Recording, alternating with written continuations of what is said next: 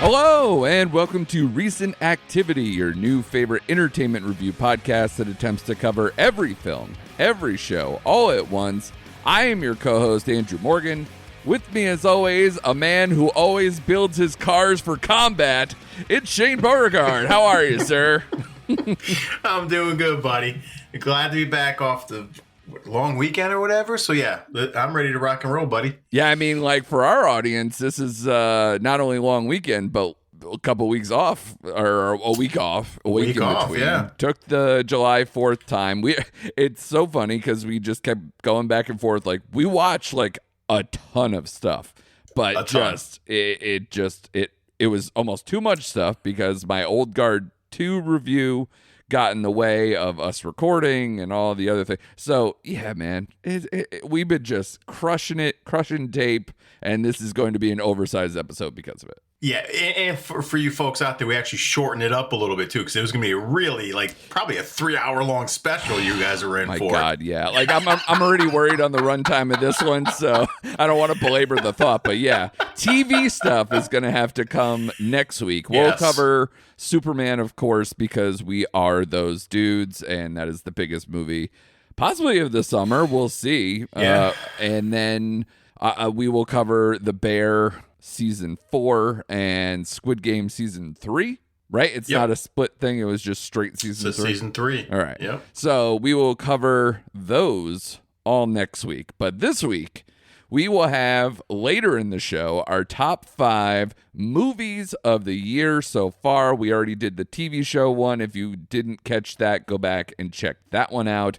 We will also have 3 to 4 reviews kind of up top, just to set the table for this movie year that is just driving me absolutely crazy lately. So we will cover M3GAN 2, F1, Jurassic Park Rebirth, and might toss in at least a few thoughts on Old Guard 2, because I'm just losing my mind with scores, as you know. So I just want to see I want to take your temperature with it and then tell you why you're wrong if you're against me. So that's how we'll do on that one. But Shane, let's start up top, baby. Let's get back into the world of Jurassic World Rebirth. It made a ton of money. Now, granted, this got the Wednesday release before the holiday weekend, but then made a bunch of money over said holiday weekend to $322.6 million worldwide gross. A third of a bill already. This is directed by Gareth Edwards, who we'll probably talk about a bunch in this review. He, of course, of The Creator. He have also passed Godzilla project too, right, for you? Yep. And he notoriously got fired off of Rogue One before that was taken over. This is written by David Koepp. That name will come up at least once more later on in the show. He's now, I think it's his 3rd movie he's credited with already this year. So David Koepp getting the work in. He, of course, wrote these scripts for Jurassic Park and Jurassic Park: The Lost World. So bringing him back to play the hits, we'll talk about whether that works out or not. This one stars Scarlett Johansson, Mahershala Ali, Jonathan Bailey, Rupert Friend, and many, many others that suck. The plot: 5 years post-Jurassic World Dominion, an expedition braves isolated equatorial regions to extract DNA from 3 massive prehistoric creatures for a groundbreaking medical breakthrough. Shane, we're going to solve heart attacks, buddy. Yes! Can't believe it. Because they got big hearts, Shane. And so do you. So I'm wondering if you enjoyed this movie more than I did, because, spoiler alert, I didn't. So what do you got for me, buddy? Because you're a little more... Boy. You've at least watched all of the Jurassic 6. Worlds. I did not. I've watched the first 3 Jurassic Parks, and I watched Jurassic World, and then I was like, that's cool, I'm out. Yeah, I watched all 6 previous Jurassic Park / Worlds. But yeah, this movie should have been called Jurassic World Stillbirth. I've seen that so much. Yeah. It should have never. Listen, it opens up with like a scene 17 years ago, right? So did they like just forget all about the Jurassic World stuff? Like Chris Pratt's character, like, is that like not in this canon at all, right? So No, this it is like picking up. Because this is still in the Jurassic World thing. This is set 5 years after Dominion. So it is linear. Still going in this. So basically, we're still in the nobody learns lessons. This is insane. Now they're making more mutant dinosaurs, which I guess they did a little bit of beforehand. A little bit. Now it's they like hinted towards it. An insane amount. But also, there's just regular dinosaurs too, it seems. Because this movie, Shane, not to derail you, the tone shifting of every 5 minutes being like, wow, look at that dinosaur. It's majestic. We're going to have that Jurassic Park brontosaurus moment. Look over there. It's terrifying. We should be scared. Oh, look over here. There's a tiny dinosaur. Put it in your backpack. Fuck, pick a lane.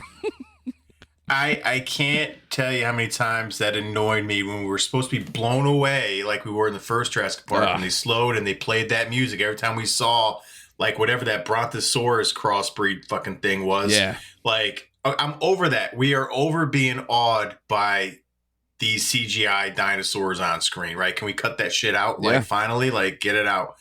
And why does it still look better in 1993?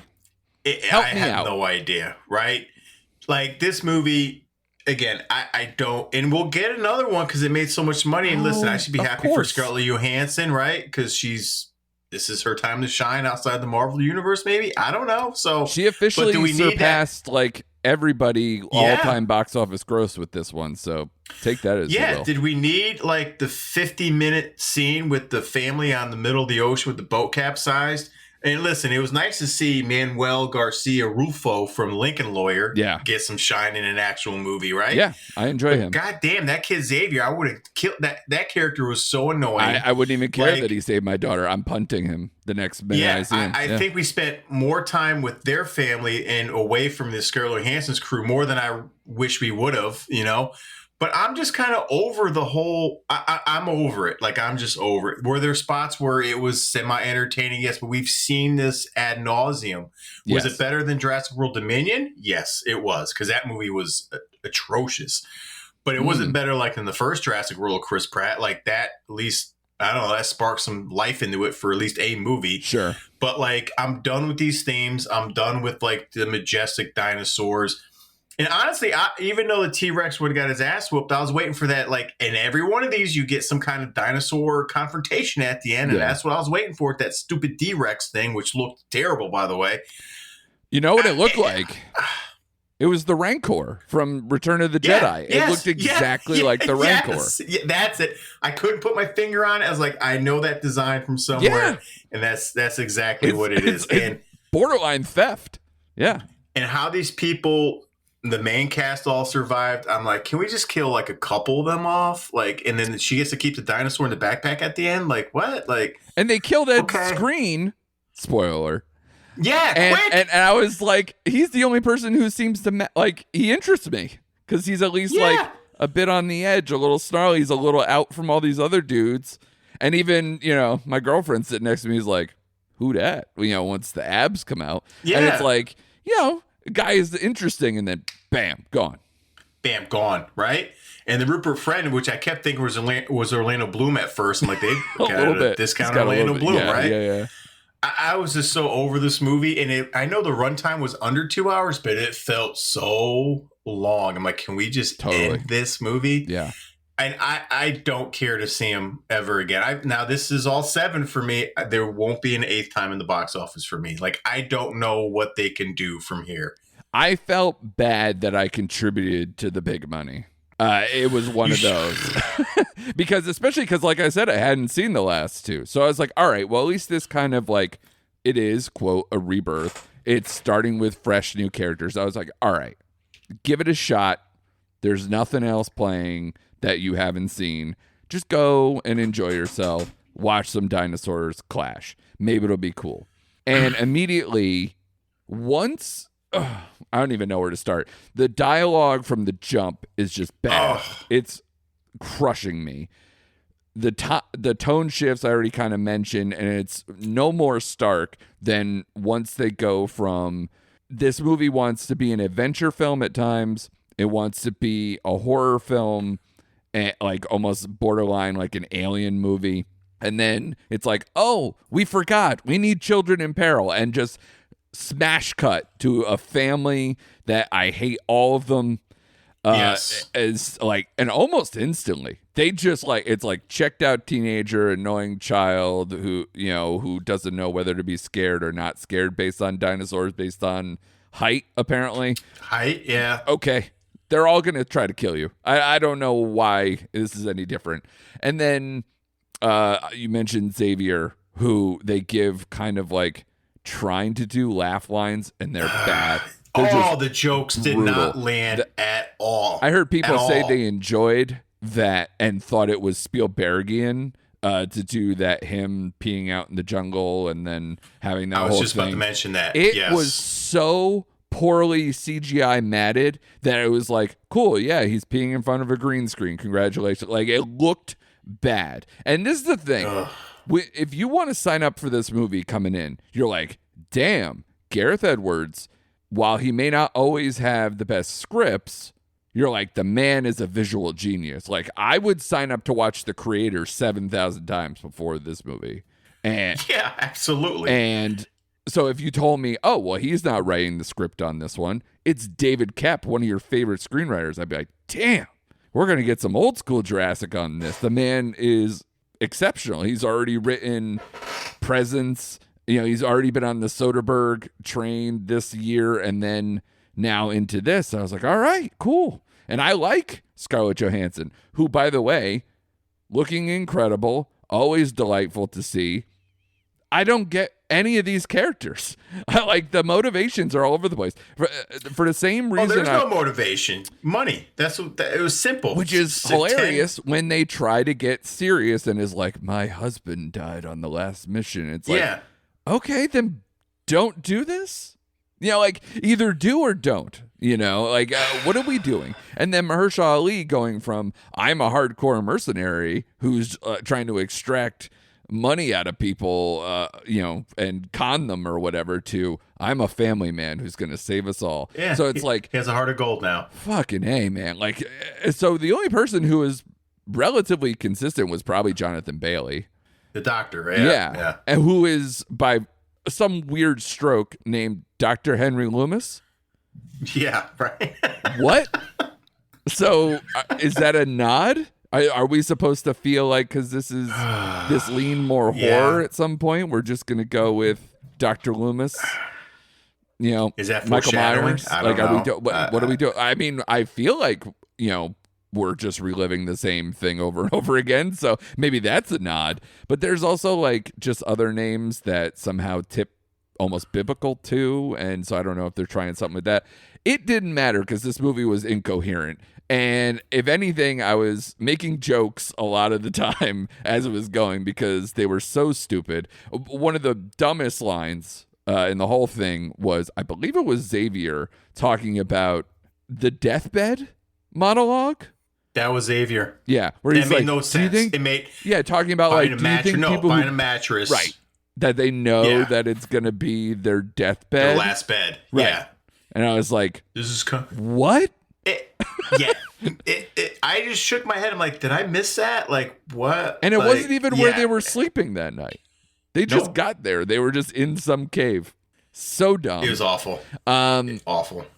Yeah, every time they got serious or dramatic, it felt forced or manipulative. You had those stuff trying to make you feel like you're back in the old Jurassic whenever they get this, you know, the strings going, the John Williams score, all that. It doesn't work. It doesn't work at all. So and the humor again fell flat 4 or 5 times where they went for it and the jokes all fell flat. It was more cringy than anything else. Yeah, and then they'll have those moments where like, oh, we're going to talk about like, you know, oh, like in the whole breadth of the human experience, we're just a small fragment compared to the existence of the universe and the Earth itself and all this stuff. And we're probably like basically just being like, yeah, we'll die soon. We'll die out because who are we? Yeah. The dinosaurs ruled the earth and then they're gone. So like whatever. It's like, okay. Now I'm like, sure. So now are we making another movie where we all die from environmental concerns and someone recreates us on an island? That I want. Let's do that. It'll be real dumb, just like this movie. I just couldn't take it. I couldn't take it at times. I was checking my watch. I was making jokes. It was not good. But there are moments in this movie where if you just like clip them, you're just like, sure. Oh, I see. Yeah, that was the appeal. And it didn't work. But if you saw 2 minutes before that and 2 minutes after that, you'd probably jump off the boat into the Mosasaurus fucking mouth and try to kill yourself. So I don't know. And if anything, while he's supposed to be a villain, Rupert Friend trying to have that teenager fall off the side of the boat and die, I was like, respect.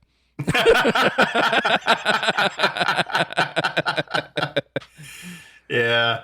Well, I'm glad. I'm so glad because I know you, like you said, you've watched a couple more of these than me. You're more caught up, but so I'm glad we're not, at odds on this one. No. Real quick, let's do the scores, and then I want to show you a fun trick with scores after that. So, what do you got? Sure, a 2.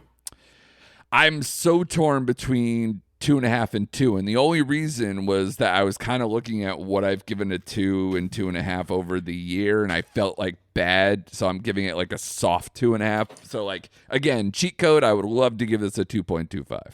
So either way, it's bad. Too flat. Yeah, it's not good. Because the visuals at times, and the end is a lot more like enticing, even though dumb.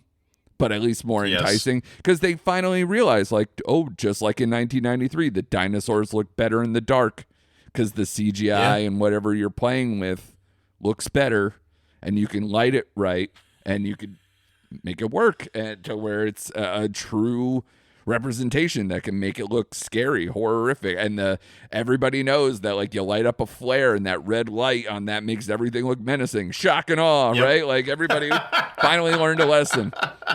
So here's the fun thing with scores, Shane. I'm going to give you the scores of 2 movies, and I want you to pick which one's which, and you'll find a common theme here. 2.8 Letterboxd, 6.3 IMDb, 52 Metascore. Got that one? Yep. 2.9 Letterboxd, 6.3 IMDb, 54 Metascore. So virtually identical. One movie made 322.6 worldwide. One made 30.8. Why? Jurassic World Rebirth and M3GAN 2.0 have the same scores. Almost virtually identical. And on some of them, the Letterboxd score is like they're both like right there. They have literally the same IMDb score. And M3GAN is only like a point or two higher in just basic stuff, but not by much. And here's what I'm here to say, Shane. It's bullshit. I agree with you. I agree with you on that. Yeah.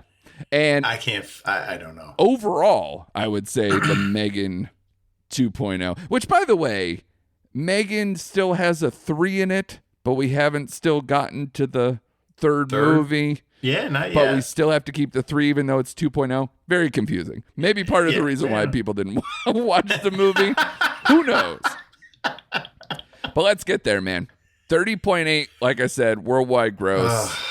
The score's virtually identical to a movie that sucks out loud. This is written and directed by Gerard Johnstone, coming back from doing the first movie as well. This is 2 years after M3GAN's rampage, where her creator, Gemma, resorts to resurrecting her infamous creation in order to take down Amelia, the military-grade weapon who was built by a defense contractor who stole M3GAN's underlying tech. Shane, we saw each other in person.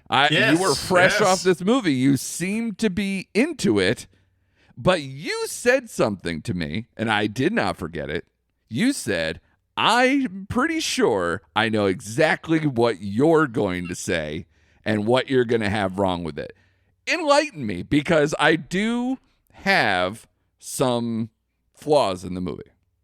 But overall, I did enjoy myself. Okay, good. I'm glad to at least hear that, right? Yeah.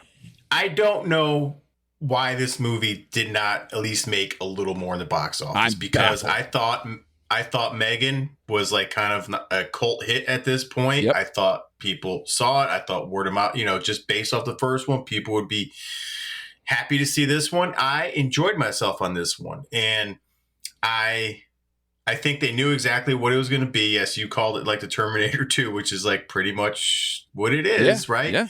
But I thought it was faster paced. I liked some of the humor they sprinkled in there. I like the characters in this movie. The main characters, let's put that. I like the main characters in the movie. I thought it went from like horror-ish to more sci-fi action-y kind of part 2 of M3GAN, and I enjoyed all that. I really did. I enjoyed Amelia, the actress who played her. Yeah. Allison Williams was great. Like I enjoyed it.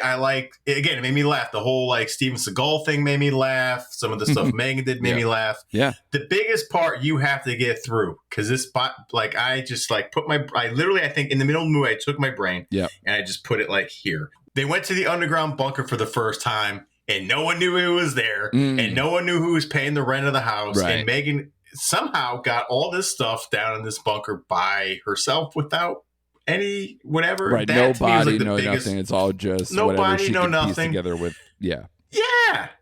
Outside of that, I actually had fun with this movie, even though like the villain is cliche. It is what it is. But I, for the most part, really kind of enjoyed this movie. And fuck the scores. Like I'd go see this back to back to back, then watch Jurassic World Rebirth again. Yeah. Like there's not even a doubt in my mind. I had fun with this movie. So what you're saying there actually was not, I just rode with that. That was not my problem. But something you did say there was part of my problem. I think this movie has runtime bloat. It's a weird justification for keeping AI moving forward in the final moments. That was awkward. Tons of exposition. I felt like they just kept re-explaining whatever they had to do every 10 minutes. Like it didn't seem like there just was this overarching, we have to do this, we have to do this, we have to stop this, whatever.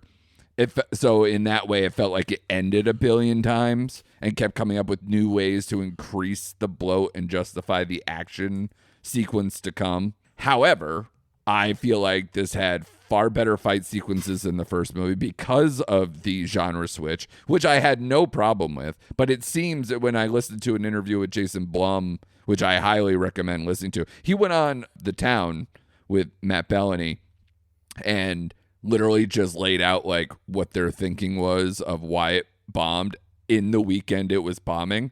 I was like, wow, I've never seen this happen before, where a producer, creator just like went up and was like, yeah, this is what we think, why it's bombing. We're sad that it's bombing and we want to talk about it.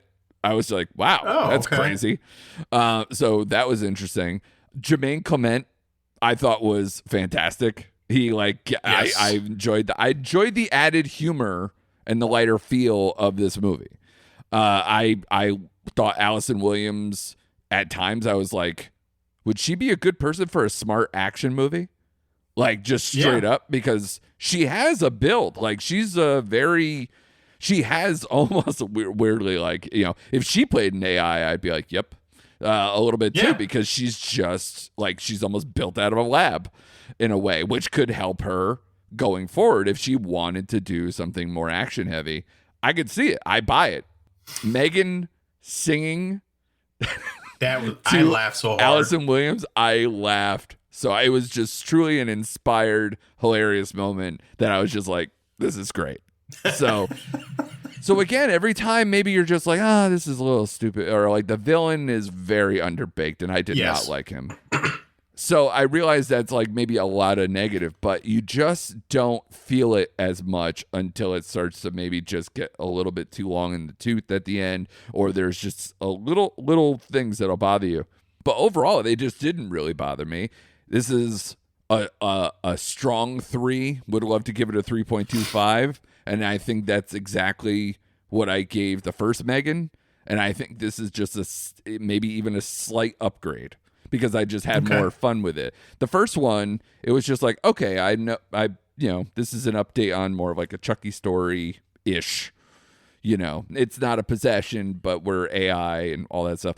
Also, between that and the last two, Dead Reckoning, Final Reckoning, can we just stop? Like the AI thing, I'm just like, every movie is now AI scared, and I'm just like, okay, can we get back to reality? Because we have so much of it out here. Can we just not have it in my entertainment for like a while? Can we press pause? That'd be great.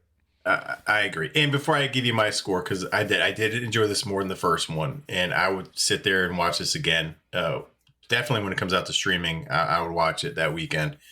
I had a laugh because you said exposition with characters. That whole Katie talking to her psychologist at the beginning of the movie, that was like just to fill in what happened during the first movie. Like no kid would talk to their therapist like that. Like, let me explain this and that. They used that for people who may have not seen the fucking first movie. Which I was fine with. To fill in the blank. I just laughed when she was going on about it. Like, okay. But at the end of the day, I gave this movie a 3.5. Yeah. I considered it. It's right there. But I'm just like, it felt like it's in that zone of like, Novocaine and The Drop, whatever it was, like movies like that where I'm just like, I had a good time. Like, it's not excellent. It's not elevated. It's got a lot of good stuff and some performances I could take back with me. And if they made a M3GAN 3, I'd see it too, because this series is light on its feet. It doesn't care what genre it's lying in. It just cares what the best story to say with this is. I don't know, because of the worldwide gross, if we're going to get one. I know we probably won't. Probably not. And we'll see. But, if they do, I'm in for it. So... Yeah, no, me too. And for those people, before we get on to our next movie, like, given the choice of the first two movies we've talked about, you better go see M3GAN 2 over Jurassic World Rebirth. Oh, absolutely. And the fact that the scores are like that close, it's crazy. It's absurd. Especially like, come on, critics. Like, the people are going to do what they want. And obviously the people have spoken with their dollars. But get the fuck out of here if you're a critic and you're like, oh, these are like the same movie. Get the fuck out of here. Stop it. Stop it. I'm with you, bud. Next movie up, F1, the one that we weren't able to cover kind of in between. And I had a hell of an experience seeing this in Dolby, where just the vroom vrooms, buddy. The vroom vrooms just. I saw it in IMAX as well, bud. Oh, awesome. I'm glad. Like, it's the only way, right? It's directed by Joseph Kosinski. It's coming off Top Gun Maverick, written by Aaron Kruger, who also wrote the script for Maverick as well. It made 293 worldwide so far. That's a great number. And especially if you consider like the potential confusion of people of like, all right, well, this is Apple. Is it just going to go to Apple soon? What am I going to do? I think people were just savvy enough of like, I just need to see this big, loud movie in a movie theater. And I'm glad for it. And I went to, the early access screening in Dolby, and it was very well attended. People, like, they even had issues with the print that, like, delayed the movie like a half hour, and people still stuck around, and we all had a great time. Nothing shuts up people complaining that the movie hasn't started yet than a really good movie. And for them to just start with, like, that, classic rock soundtrack stuff, getting right into Brad Pitt in your face, hopping right in a car within the first 5 minutes. Yeah, let's do it. This is what we're here for. So real quick before we get into review and scores and all that, is stars. If you haven't seen this, if you haven't caught any of this, I don't know how you haven't. It's one. Go check it out. Go see it the way we're talking about, and then we'll get into everything else. Brad Pitt, Damson Idris, Javier Bardem, Carrie Condon, who I thought was like a breakout here a little bit from after thought she broke out with Banshees of Inisherin, and now we're gonna see like she's now 2 in a row for me. I will watch her do anything. And Tobias Menzies as well here. This is about former Formula One driver Sonny Hayes, who after a nasty accident almost ended his career decades prior. He comes out of retirement to mentor and team up with a younger driver. Shane, I've kind of already said it a bunch of times. I had a lot of fun with this movie. It is not a perfect movie. It is like a throwback 90s, easy to follow, a little bit, paint by numbers of sorts of like, he's coming out of retirement. He's going to race. He's going to have this competitive thing with his teammate. He's going to want to win. They're both going to want to win. It's going to be that kind of challenge. But what I thought was great, especially as a person who doesn't watch Formula One, is that I thought they did an excellent job of showing the team aspect, who the rivals actually are, and explain things so easily, and then just entertained you. And the in-cockpit, whatever you want to call it, in-car stuff, the crashes were bold and amazing to watch on the big screen with the big loud noises. It's not the most exciting, but it is super engaging, super entertaining, and this is what a summer movie should be every year. You just stole my fucking sentence. It's exactly what I was about to lead off with. Yeah. This is, you people, you want a summer movie, this is it. In IMAX, like you said, there's no other way to see this movie. It was so entertaining. And coming from a person who watches every sports movie known to man, right. Yes, this is paint by numbers, but at the end of the day, you don't give a shit. Yeah. Like, it follows the beats because it does the one thing it should do. It has cool fucking characters, and it entertains you. Like you said, the way they shot with them in the cockpit and the car scenes and just the feel of the track, and you get to feel the curves and the elevation and just everything that goes with it, phenomenal. Yeah. And yeah, there are some flaws. Was like the Sonny Hayes' strategy kind of like overblown, maybe, because I heard like some F1 drivers like that, they would really get away with that. I don't give a shit. Like, who cares? I don't care. No. Like, and there's, to me, like, is there anyone who's getting older and cooler and carrying that swag around like Brad Pitt Absolutely these days? not. Like, I want to be Brad Pitt. I want to be Sonny Hayes. I want to be his character from Hollywood, the Quentin Tarantino movie. Like, that's who I want to be. Yeah, that's who I want to be. This is a pure charm offensive, and like even when the movie doesn't like fully carry outside of the actual racing stuff all the time, you don't care because you're hanging out with Brad Pitt. Yeah, you don't care. And like you said, Carrie Condon was like just perfect, and I like her chemistry with Brad Pitt. Yeah, I like Damson Idris as the young driver. I wish they would have showed maybe a little more between him and Pitt. They got into it, but I thought there'd be more there. But at the end of the day, who cares? Who cares? They were both. You get the idea. Yeah. They were both great, and like you said, you get to see the pit crew aspect and like everything that goes into the team. I love the physics part when they're showing all the computers. Because I was like, holy crap! They're like, I mean, everything is analyzed.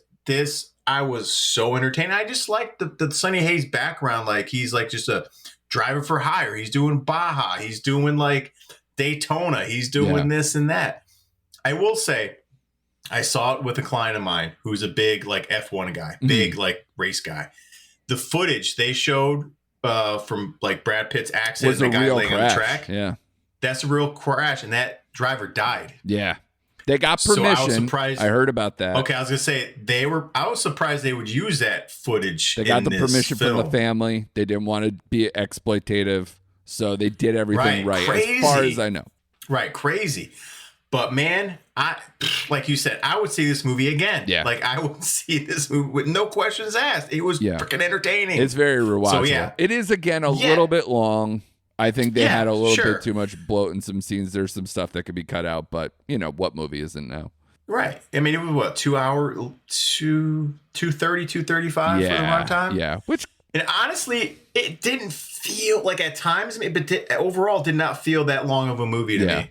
And they even did the classic shortcuts of like, oh, show this guy. It has a lot of the Maverick beat of like, see where this guy is now, get him into his situation that he does best, play out his story in drips and drabs as it goes, instead of doing some big flashback thing to start or the origin story, the whole thing. You don't need all that. They did a good job of shortcutting. That's why it's wild that it's that long. In fact, I think it was just like because there's so many races. Which, they again, good. Give you, and there's 9, and they actually like show parts of all 9 races. Yeah. So Yeah, it took a while. I guess maybe if they're trying to show you that how long the season, how grueling it could be, and anything else, if that's like part of the mentality, you did it, you got it, because by the time you get to Vegas, it's like, holy crap. Yeah, and they shot them like right in the same time that Formula One is there, because they mentioned that Vegas track, they're only there for that weekend or whatever. Otherwise, the track just goes away. It's not there all the time. Yep. So I guess they couldn't just go whenever they want. So it's fly by night, seat of your pants, but also doing it just in an impressive style. Like the technology is great. From what I understand, Joseph Kosinski has almost like an engineering background. Like before he was a director, he did a lot of like, physics and engineering stuff.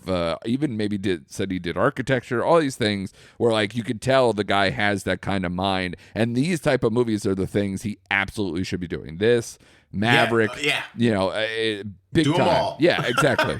do them all. Yeah, which is why I think his other movies, maybe suffered a little bit because it's not exactly that lane. Yeah. Because I mean, Spiderhead, Oblivion was him, Tron Legacy was him. So we've seen a bunch of these, but I feel like, the man just needs like the intensity of these type of like the tech or the engineering, like some kind of like big engine, big loud, intense movie. I think he needs that to win, and this is probably, it's right up there with the quality of Maverick. The only difference is that we get like the bonus nostalgia, and we already know the character by the time you get to Maverick, so it's a little easier of an inroad with the writing. But if they did, I think they greenlit a potential sequel to this already. They did. So fine. Yeah, cool. Yeah, I mean, and that's honestly, a lot for Pitt, but yeah, you better do it quick. Yeah, and going into this movie, like one of the negatives I heard, because again, I don't read pre-reviews and stuff, but they said there's too much Apple product placement. I didn't notice that. Shit. And all these all the racing thing is like dudes covered in brands. Yeah. Stop it. Yeah. Who cares? I didn't think it was excessive. Yeah, I didn't pick up on that fact. I just wrote. Yeah, and like you said, who cares, dude? Like, tell me a story. I don't give a shit. Entertain me. Yeah, we're sports people. Like I'm watching, the Celtics with like, logos on their classic jersey that I thought would never happen in my lifetime, and here we are. It's like it sucks, but yeah, we're all used to it. So who cares? Oh, are they using laptops and other things that are all Apple? Who cares? Do you watch an Apple TV show? They're all fucking Apple gear. Who cares? Yep. And they sponsor and donate stuff to stuff that isn't Apple. Who cares? This is just the world we live in. If it matches the tone, if it matches everything, if it doesn't stick out like a sore thumb, cool. And I didn't care. So to me, Shay, I know this is going to sound silly after we're saying I am right where the Letterboxd score is. Again, if I could cheat and give this a 3.75, I would. It has a 3.8. I'm right there. So I would give it a strong 3.5. But if tomorrow I put it down as a 4 on Letterboxd because I changed my mind, don't be shocked. Yep. Well, you gave my score away, so 4. Yeah, I came out loving this movie. I came out wanting to watch it again. Let's go.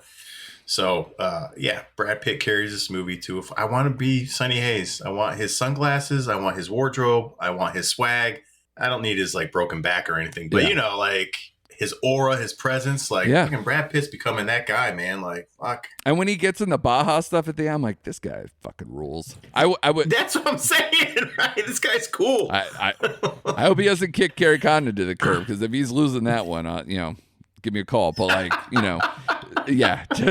don't abandon the rest of your life. Learn some life lessons in this whole thing. But good for him. A good 4 for me. Yep. I'm gonna punt the Old Guard 2 conversation to the end because I want to get to the top 5 movies, especially to ask the question, Shane: is F1 in your top 5? I went back and forth with this. Me too. For so long. Yeah. But at the end of the day, it just fell right out the top 5. Like, Same. It was going to be number 5. 6. It was going to be number 5. I have it at 6. I have it at 6 too. That's so funny. Okay. See, I told you.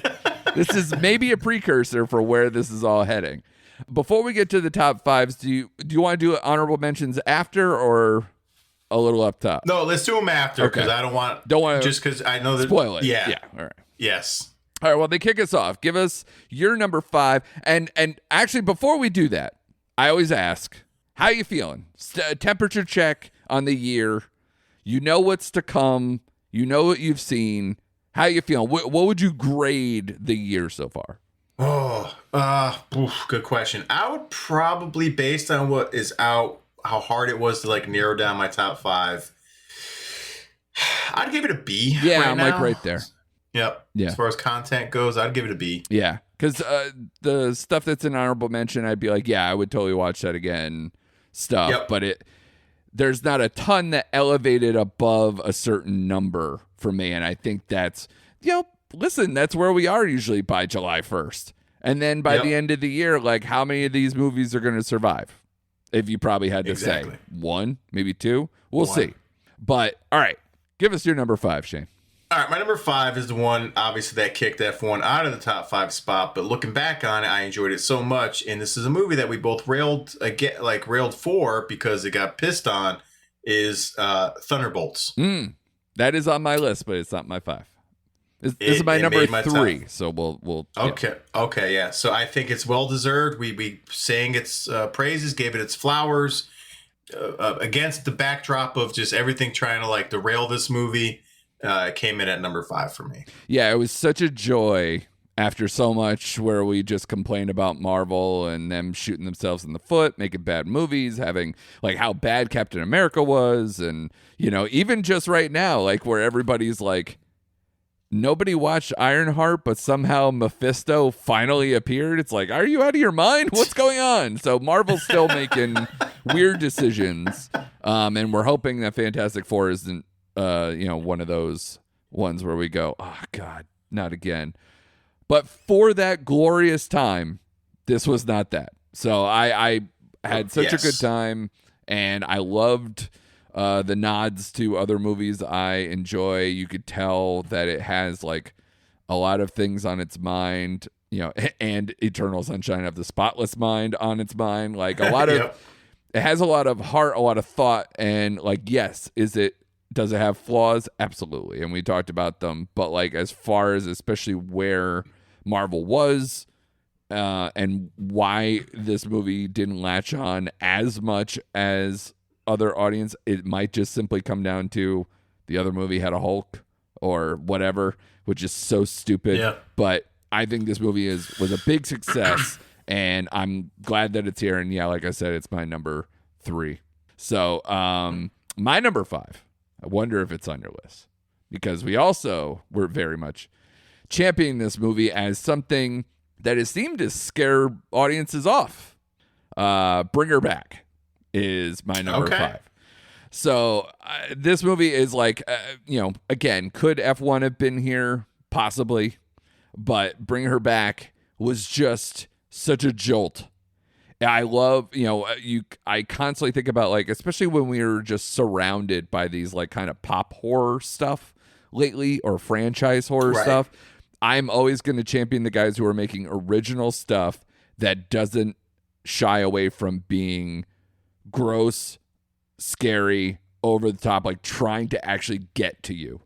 And I think this movie did exactly that. And the moments with that kid, the knife stuff, the biting the bar, all these like kind of moments that you're just like, are like eating a frozen dead body, or any of these things where you're just like, good God, this movie went for it. And I appreciate it for it. And I think it deserved better from the audiences in terms of its box office. And I hope that these guys stay in the lane of making original movies that have an impact on its viewer. I hope so, and I echo everything said. It did make my list. Do you want to know where it made my list? Yeah, sure, yeah. Okay, it is my number 2 movie of the year so far. Spicy. See, I told you. Actually, I'm sorry. No, it's number 3. It's number 3. Okay, sorry. so we flip-flop. Third. Yep. There you go. We flip-flop. That's amazing. It's third. Yep. I dig it. I love this. Love that movie so much. Excellent. Anything further on, or you want to drop your number 4? We'll drop my number 4 because we've talked a lot about bringing her back, which excellent. My number 4 is a movie we saw earlier in the year, and was we just mentioned this writer's name not too long ago in a review earlier today. My number 4 movie is very tight, character-driven spy movie, Black Bag. That is my number. That is number 4. This movie, it just blew us both away. Yep. Just with the heavy dialogue, character-driven movie, just great performances all around by Michael Fassbender, Cate Blanchett. Yeah. Who's crossing who, and all the scenes that we loved. Yeah. This movie is one of my favorites. We both loved it, so I did not forget about it because it came out February, March, early March, somewhere around there, and again another movie that did not do well. Connect. Yeah. Shocker, did not do well. Killing me. Go see your fucking dinosaurs, you idiots. Yes, that is my number 4. Is Black Bag. It is my number 2 because that movie is so bouncy, so much fun. It reminds you of like the structure and the movement of older Soderbergh, where you're talking Ocean's 11, Out of Sight, even in that Traffic era, like that late 90s, early 2000s Soderbergh, that it has a little bit of that to it, but it does take the spy craft well, but it's still also very funny. And it's sexy. Yes. It's got all the elements you want, and it's tight as fuck. It's so short. It's like, what, an hour and 45 minutes? Or so. It's very short. It's like definitely 2 hours or under. And I just loved it. I love having Fassbender kind of in that same register, a little bit of the killer and some other things that he's there. He's kind of liking this kind of brooding intellectual with a little bit of wryness and snark at times and whatever. Yes. A little funny, just enough funny. Yeah. And I dig it. But yeah, so this is my number 2. It's one of my favorite movies of the year. So my number 4, I'm waiting for us to flip-flop again. Companion. Is it on your list? Okay. Nope. No. Okay. Interesting. Because we were both riding hard for that movie too. This is my number 4. Yeah. Just loved it. Another movie that, definitely wearing its influences. We talked about how much this might actually had even more of an impact on us if the trailer didn't give it away in its second trailer of what this is. Yeah. But for how much we're talking about, like, oh, give it a rest with AI or this or robot or whatever. Like, this movie is just a fun sci-fi movie that is like, it's dangerous. It's got, people we love in it. Jack Quaid hit multiple really solid movies this year, really coming together for him at this point. And it's just, it has like Terminator moments. It has humor in it. And it didn't just, yes, it had the one twist that we were like, why is this in the trailer? But it didn't stop twisting, and it kept going. Correct. And I appreciated the writing on this. And again, just, it's so simple with my list. Entertain me, clown. Fucking just bring the game. And most of these movies, I think, or almost all of them on my list, are original in some way, or at least not a sequel in a year that's full of sequels. And especially in the horror kind of sci-fi stuff, Companion is like M3GAN 2 wished it could be that kind of like tone of like fun, sci-fi, murderous, all these things all in one, and still do it. I think this is the shining example in the year, and that's my number 4. Yeah, I agree with everything you said, and it would have been in my list had not for my number 2 movie, because number 3 is Bring Her Back, so I'm going to leap to my number 2. Right. This movie came out of left field for me. It just came out like last month, but it's that fucking strong, and that is Predator Killer of Killers. Yeah, all right, is my number 2 movie of the year, and I've talked about it ad nauseum. Again, just to add so much mythos to the Predator franchise, and just, you talk about entertaining and stylistic and just kills and just everything you could want in a Predator movie. This movie delivers in spades. Is just as good as Prey. And I just couldn't get over it. I was blown away. I've seen it twice already. My kids loved it, or I should say my daughter loved it. So yeah, that late entry, late in the year, knocked Companion out of my list, and it's just the way it is, man. Are you So that hoping Predator, for a Predator double dip at the top by the end of the year? I am honestly, yes, I am. I'm hoping. Yeah. So yeah, man, if you're late to the party, get on your Hulus and check this movie out, man. Yeah.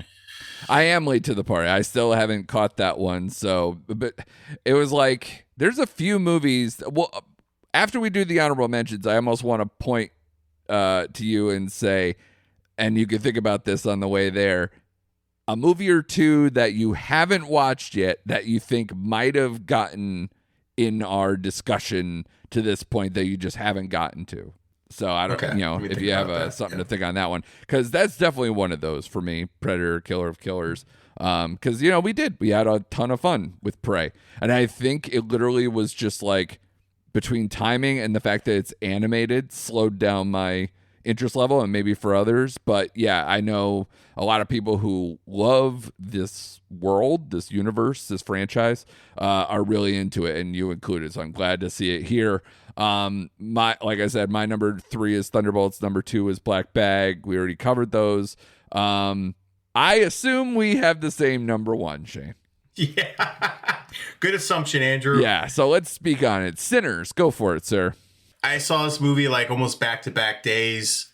Ryan Coogler was in his bag, bringing the African-American culture with the time period piece, with the wonderful performance by Michael B. Jordan playing Smoke and Stacks. Like, this was like a hidden musical, and people know I don't like musicals, but this movie, just the blues and the jazz, just everything, just in the end, then it turned into your vampire movie, but it was so much depth of character, so much depth of just act. Like, this movie just hit me in a way that I haven't been hit in a long time in the theater.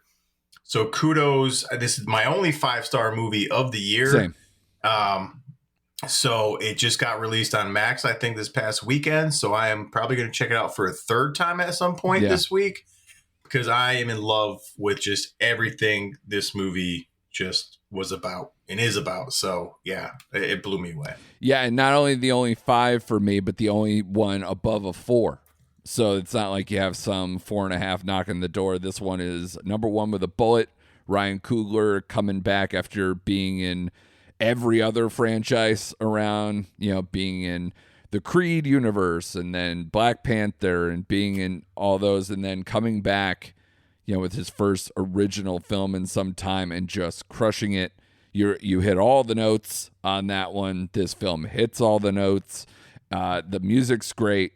The time period specific stuff is great. The vampire stuff is well done.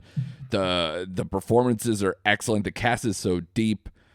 Even just like we love ourselves a Delroy Lindo. Let's toss out and that's deep down the cast. Haley Steinfeld, I don't always love her, but another person who steps out of like MCU stuff or any of these other ones, or her music career or whatever she wants to do, and just comes in and just crushes it. Has one of the best mid-credit scenes we've seen in some time, which was an excellent thing to do as well. I think the thing that, outside of maybe bring her back, but you can maybe make an argument for that too, rewatchability is what is probably the biggest common factor of all the top 5 for me. And I would watch the crap out of any of these over and over because they're just so damn entertaining and just have that it factor and that rewatchability factor that just that's what makes things last. You can get an impactful movie that you're like, cool, I'm never going to watch that again. The Oscars are full of them. These are these type of movies that ride that line of like playing in genres that we like, and then have the ability and the performances, the entertainment, just to keep us going. And even then, toss F1 on the fire for that same thing too, because we were just singing its praises and its rewatchability there too. So that's what we want, everybody. We don't want these like billions of sequels and reboots and everything else. They have their place, but that well is drying up, and you need movies that have this to get more sequels out of in the first place. Can't just keep going to the well. So I love the fact that these are all here. Yeah, I totally agree, and that's why Predator ended up being number 2 instead of Bring Her Back. It just, my tiebreaker was rewatchability, which again, Bring Her Back is totally rewatchable, but Predator is something I could throw on and watch the first segment, take a break, watch the second little story, and like you could break it up as how whatever you want to do. So yeah, I agree. These movies are totally rewatchable, and you should. But okay, so I thought about your question before we get to honorable mentions. Sure. I think the one low-key movie that slid under the radar, and I didn't get to see it when it was in theaters, but it's still on my list, is My Dead Friend Zoe. It's mine too. Is it? Yeah. And there's another movie in that same, like, this emotional register might beat me up, is Bob Trevino Likes It. There's 2 movies that are, like, technically I think they were 2024 festival movies, now coming in 2025. Right. So that's one that just didn't stay in the theater long enough for me to catch, but I saw the trailer for. I was like, that's something I want to go see. And yeah, I love the cast in that one. So that was that's probably the one. And I'll probably have to rent it or wait for it to whatever come to Prime or whatever it's going to do. Yeah. So I think there's a hole in our schedule, like a couple weeks from now or something. Maybe we'll do like Here We Caught Up, and like, or maybe like indie gems for people to catch out. We'll see how that goes. But my other honorable mentions, I want to just, Companion was one of them. I already mentioned F1, but the one I actually rated a 4.5, but to what you just said, I don't think I could sit there and rewatch it a bunch, and that is Warfare. Very intense, just great movie, but to me, you have to be in the right mindset for that kind of war movie. Yeah. And as awesome as visual and sound design as it was, I just can't like sit there and just like throw it on in the background while I go do stuff. Like I got to be in the right mind frame. Yeah. And the other one, the last one I'll give is one that we both enjoyed, is The Life of Chuck. Like that is that would be the movies that are just missed out, but would be in the top 10 list if we did top 10s. I feel like that movie might be one that just like keeps moving up the chain, possibly as the year goes on, because it's one of those movies we talked about it when we reviewed it. A second watch sounds way more delightful than watching it the first time and kind of being a little lost in the weeds and then trying to experience it in real time and then going. I think another watch will drive it up. Honorable mention for me, F1 we mentioned. 28 years later, Bridget Jones, Mad About the Boy. Those, very similar movies. totally in lockstep right there. Just franchise hell. Those are my franchises. If you want the 2 franchises that succeeded for the year for that, Ballad of Wallace Island and The Surfer, 2 very small movies that just emotional in 2 very different ways. Yes. Surfer just like gnawing at your brain for an hour and a half was just so good. Such a cool feeling. And Nick Cage just, oh man, Nick crush Cage. It. Yeah, he's Nick Cage on fire for like an hour and a half. So good. So demented. So mind-bending. I enjoyed the crap out of it. Ballad of Wallace Island. I think, again, another movie that like I didn't know what to expect. And it starts out a little slow, but I think where it went, it was very satisfying, including the song in the end credits, which I would love to see in a Oscar Best Song, but it won't because they're cowards and they're stupid. So those are my honorable mentions. And again, like I absolutely, we agree. Like Warfare is a good movie. Like all those, like I echo a lot of those on you too. So those just kind of like dipped right out of the top 10. So yeah, good stuff. I just want, before we get out of here, my latest review, everybody check it out, Old Guard 2 for what's on Netflix.com. I don't know if I mentioned it before, but my top 5 Netflix original movies of the year is also on the site as well. So go check out what's on Netflix.com and look for my name there and you can find all those articles. But Old Guard 2 came out on July 2nd, came out the Wednesday before the holiday, and this is a movie that I think it's so weird. The original movie has, I believe, a 3.1 on Letterboxd and has much higher scores than this current one, and I don't know why. Because to me, I think it has at least the same or possibly slightly better quality than the first movie. So I don't understand people who are like, unless they were just mad that it's been 5 years and they got a movie that's a cliffhanger. I think that might have a lot of the problem. But I think the goods in here, especially Uma Thurman being added to the cast, the wrinkle with the lore, a lot of this stuff that actually adds depth to these characters, and that you still get your action sequences. Maybe there's not enough for people. I don't know why, but like the villain's better because Henry Melling in the first movie is cartoonish. He's like comic book, like the worst version of it. And yet that movie still works. So I don't understand why people are just literally fucking furious. I sent a thing to you that's a guy gave it 2 out of 5 and was like, this is well crafted, well casted, well acted. And it's like, so what the fuck is so bad that made this a 2 for you? I don't even understand the reviews I'm reading. So I'm curious to know where you landed with it, if you echo any of those sentiments and why I'm right. Okay. Okay. All right, let me gather myself. Okay. I did enjoy this more than the first one. Mm-hmm. So why the first one scores are better than this one, I don't know. Right. I had small issues with this movie. It's not a perfect movie. Like you said, I like the lore. I like some of the fight sequences, especially between her and Quinn in the alley. Yeah, and the rooftop one is exactly what you want with Uma Thurman. Yeah, the rooftop one is perfect. I thought some of the CGI took me out, especially at the beginning of the movie. Kind of took me out. I didn't really understand why Discord freed Quinn I didn't understand some of like the plot points in it. Like, I wish there was more Uma Thurman in the movie, to be honest with you. I thought that's what kind of pissed me off a little bit. She's like in a scene for 10 seconds or in a scene for a minute, and then you get her at the very end, which I'm like, okay, I wish there was more of this villain in this movie. Yeah. Because she does play a good villain.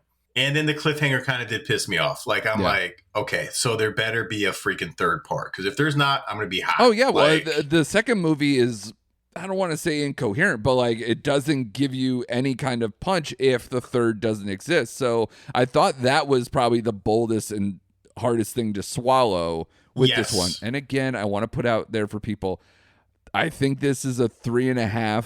I don't believe it's a 4. The score is 4 because we don't do halves. And I didn't want to give it a 3 because I was just like, well, you know, that would mean it's on the same level as like Nona's, and I'm not going to do that. So I want to make sure that they know that this is a flawed but good movie in the same way like I gave Havoc 4, but it's not a 4. Right. No, and I get your points there. Like I said, the whole Quinn storyline kind of just I didn't jive with that whole storyline. Because it's incomplete, and that's part of the problem. And I even mentioned that was like the big flaw I mentioned in my review, where I was like, they didn't do enough to shore that up before we get moving forward. Because now 3 looks like it's going to be them together for a long stretch together. So 3 will hopefully fix a lot of those issues. But the problem is we're sitting in it, right? And without the guarantee. And also, are you going to tell me it's going to take another 5 years to make Old Guard 3? People will just tune out. So they better have this in the pipeline. I went back and did an Andrew thing because I normally don't do this, but I went back and see what I rated the first Old Guard. I gave it a 2.5. Okay. Now, according to your cheat code, I would give this a 3.25. Okay. So we're literally like very similar. Yeah. We're similar. But because we don't do that on this show, I'm gonna give it a strong 3. Yeah. A strong 3, not a weak 3, but a strong 3. And that is completely reasonable. I just don't understand why what I tell you has like a 2.4 or less right now. Yeah. I don't get that. Adam, what? It's out of pocket. Yeah. I don't get it. So, you know, and again, this is as a person who knows that the first movie, especially, and it still carries over, it can be heavy or a little self-serious at times where you're not having as much of maybe, say, the entertainment factor at times, or maybe it slows a movie down. This movie's tight. This movie's like hour and 45. It gets in and out. Yeah, and it gets in and out. If anything, I really want to know what the next book brings to tell me, like, how much did they leave on the cutting room floor to make sure that they can make a third, you know, and how that plays out. Because it feels a little, you know, it was like forced cut. You know, it's like, this is a good spot to end this, and we'll finish the story down the line. They just have a real problem that if they're like, Charlize is in demand, like she's in everything, and she produces a lot of things. Like, so if you don't, get this down, we're not going to see it for years, and that's bad. That's not good problem. Yeah, no, it's not gonna be a problem. But it is better, like you said, it is better than the first one. So that's why it boggles my mind. Like, stop seeing dinosaur movies, people. Yeah, I mean, it's the same weekend. Like, so you guys passed on M3GAN and Old Guard, to far better sequels than the one that made like $1/3 of $1 billion. Oh God, I know what is wrong. Killing me. So the good news about this episode, for all of like maybe our critiques to be nice about certain movies up top, we did end with a lot of movies to suggest to you guys, a lot of things that are still out in theaters, available to watch at home. I believe all of our top 5 ones are now on premium VOD, at least to rent in some capacity, possibly even available on your streaming services. So I know Black Bag's on Peacock. Go check that out if you have Peacock. Lord knows a lot of people don't.